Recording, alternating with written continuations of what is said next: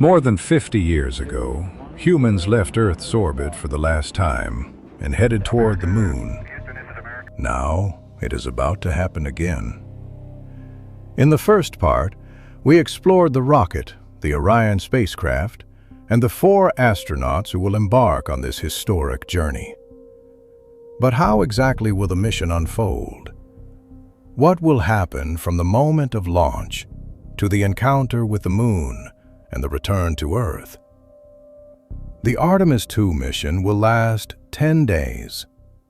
In this video, we will follow the mission day by day and take a closer look at the exact plan of the journey and what is expected to happen.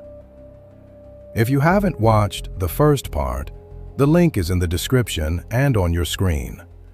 If you find the topic interesting, give the video a thumbs up, subscribe to the channel, and let's begin with Day 1 of the Artemis II mission. Launch day will be one of those rare moments that leave a mark on human history. People from all over the world will have their eyes fixed on it. Decades of work by thousands of people around the globe have led to this crucial moment. The Artemis II crew will be dressed in their bright orange Orion crew survival system suits. These suits will be worn during launch and re-entry into Earth's atmosphere, the 2 most dangerous phases of the mission. They are designed to protect the astronauts in case of an emergency, such as a loss of cabin pressure. The suits provide their own oxygen supply, maintain pressure around the body, and protect the crew until the spacecraft systems are restored or until the astronauts can evacuate. After suiting up, the astronauts will leave the Neil Armstrong Operations and Checkout Building and head toward the launch pad. There, they will board the spacecraft. The capsule will be sealed, and final preparations for launch will begin. Then the countdown will start. Hydrogen burn-off igniters activate. 7, 6, 5, engines start. 3, 2, 1. The SLS rocket lifts off. All 4 RS-25 engines reach full power. Moments later, the 2 solid rocket boosters ignite, lifting the rocket off the launch pad. Once the solid rocket boosters ignite, the launch can no longer be aborted. The rocket must continue its flight. If a problem occurs, the launch abort system can pull the crew capsule a safe distance away from the rocket. About 56 seconds after liftoff, SLS will break the sound barrier, and the astronauts on board will feel increasing pressure and slight discomfort. Around 2 minutes after launch, the solid rocket boosters will separate at an altitude of about 130,000 feet. The rocket's core stage will continue to operate for about 6 more minutes, carrying the spacecraft beyond the atmosphere. In less than 9 minutes, the rocket accelerates to about 17,000 miles per hour, the speed needed to reach orbit around Earth. At about 8 minutes and 30 seconds, the core stage engines will shut down, and the massive orange core stage will separate and fall into the ocean. The Artemis II crew is now in Earth orbit. The SLS rocket has completed its job. From this point on, the mission continues with the Orion spacecraft. Orion will deploy its solar panels and enter a stable high Earth orbit. The crew will spend the first 24 hours of the mission there.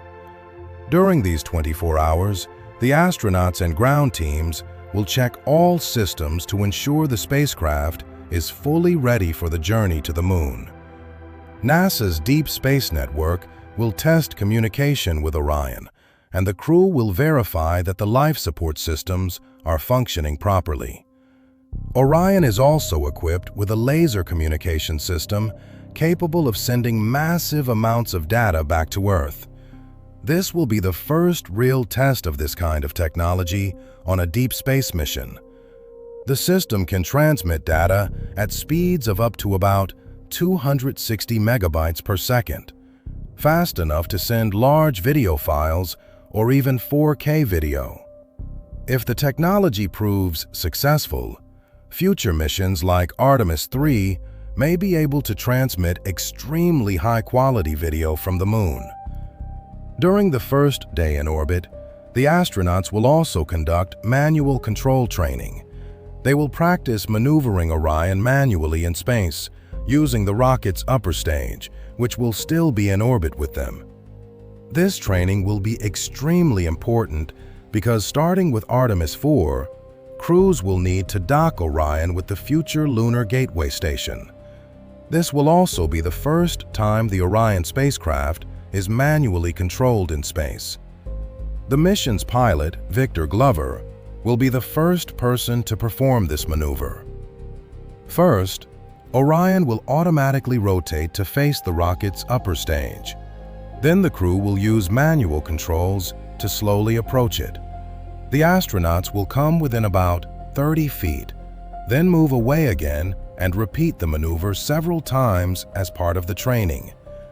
Once all tests and checks are complete, NASA will give the green light for the mission to continue toward the Moon. On the second day, the mission will truly become a journey into deep space. Orion will perform a short engine burn to adjust its trajectory before executing the main maneuver to leave Earth orbit. This maneuver is called a trans-lunar injection. In other words, the spacecraft's engines will be used to send Orion out of Earth's orbit and onto a path toward the Moon. As it moves away from Earth, the crew will pass through the Van Allen radiation belts, regions around our planet where charged particles are trapped by Earth's magnetic field. One of the most interesting aspects of Artemis 2 is the trajectory the spacecraft will use to travel around the Moon. It is called a free return trajectory. This means that the gravity of the Earth and the Moon will naturally guide the spacecraft back toward our planet. Once Orion is placed on this trajectory, it will loop around the far side of the Moon and then head back toward Earth. Even if the engines were turned off, the spacecraft would still return naturally due to the gravitational pull of the two bodies. This not only saves fuel, but also serves as an important additional safety measure for the crew. Of course, everything must be extremely precise. If the flight angle or speed deviates even slightly, the spacecraft could miss the correct trajectory. That is why, during the journey to the Moon, the crew will perform several course correction maneuvers to ensure everything stays exactly on track. On the second day, the astronauts will begin living and working normally aboard the spacecraft. They will sleep inside the capsule, exercise using specialized equipment, and begin some of the scientific experiments planned for the 10-day mission. On the third day of the journey, Orion will already be millions of miles away from Earth and continuing on its course toward the Moon. The crew will conduct a CPR demonstration to show that they can respond to a medical emergency even in deep space. This demonstration is important because on missions this far from Earth, there is no possibility of rapid medical evacuation. If a serious problem occurs, the astronauts must rely entirely on their own skills and teamwork. Day 4 of the mission will follow a similar routine. The crew will wake up, complete their exercise routines, and conduct several scientific experiments. The day will also include another course correction and an updated estimate of how close the spacecraft will pass to the Moon's surface. During the Apollo missions, astronauts flew much closer to the Moon, about 70 miles above the surface. Artemis 2, however, will pass at about 4,300 miles at its closest point. This means the astronauts will be able to see a much larger portion of the Moon than Apollo crews, including regions that have never been seen by human eyes. It is also on day 4 that the spacecraft will enter the Moon's sphere of influence, the point where the Moon's gravity becomes the dominant force instead of Earth's.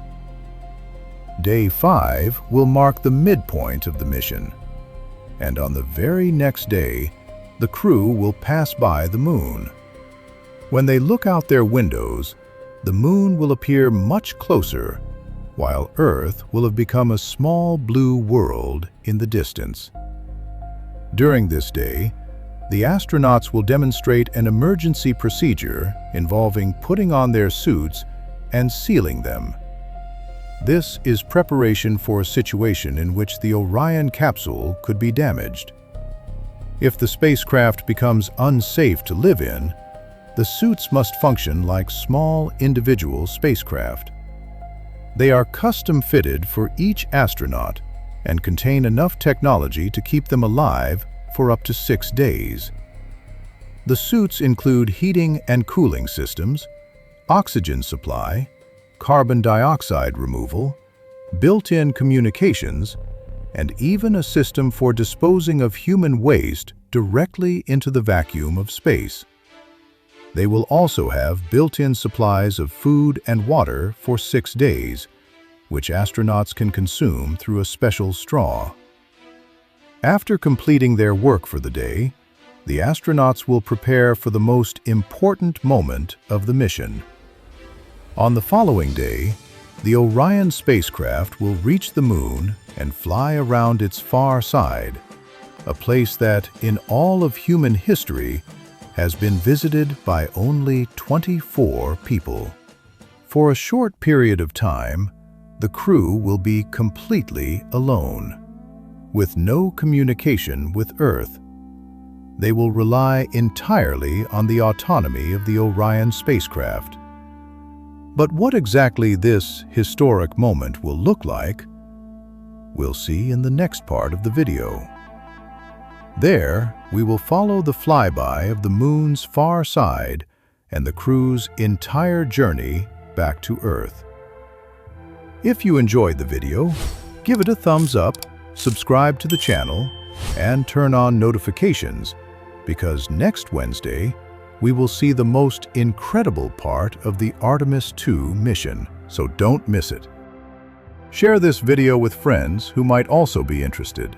Thank you for watching, and see you next time.